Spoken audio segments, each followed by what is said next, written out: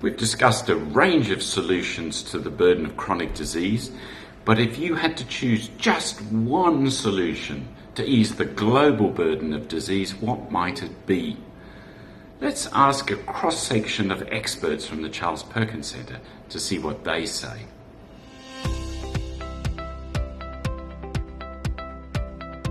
One way to help reduce obesity could be to find ways to enable more people to eat more vegetables and fruits in whole forms. So not as juices, not as supplements, but in whole forms like this or this that you actually need to chew. So I think that raising public awareness about the importance of good nutrition, healthy sleep practices and physical activity and their role in a healthy life is really critical. These three pillars are also relevant to the prevention of disease and the management of chronic diseases. One of the transformational ways to ease the global burden of chronic disease is to recognise that the best medicine is actually grown by farmers, and by that I mean fresh, nutritious food. In comparison to many healthy food choices, unhealthy options are often cheaper, more readily available, and more heavily advertised. We need to shift this imbalance to make it easier to make better choices. Global treatments to alleviate chronic disease will need new, affordable medical technologies. Innovations in tissue engineering and regenerative medicine will help to drive these advances. I would ensure that communities and governments make pregnancy and early childhood an absolute priority for investment. Can we ensure that each woman is supported during her pregnancy and every child is supported during the first 5 years of life to be as healthy as possible?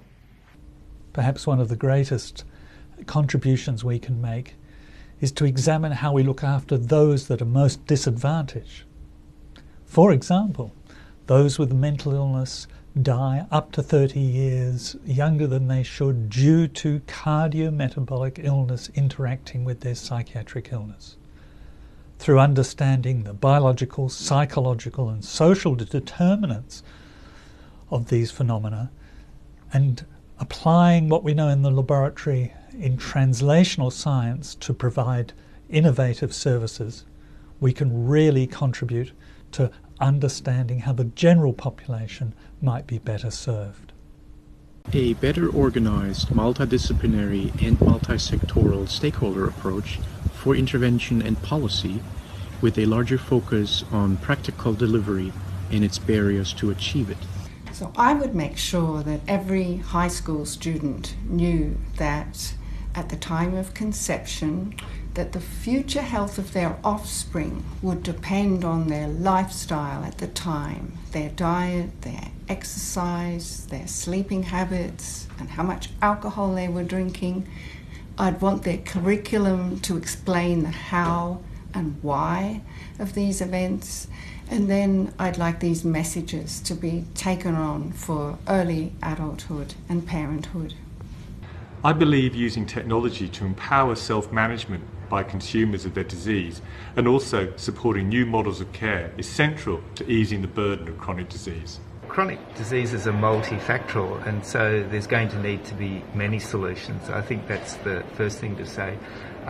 As a public health lawyer, I think there's a role for law and regulation, both in terms of innovative solutions that governments implement, and also in ensuring the accountability of the private sector with its private sector initiatives.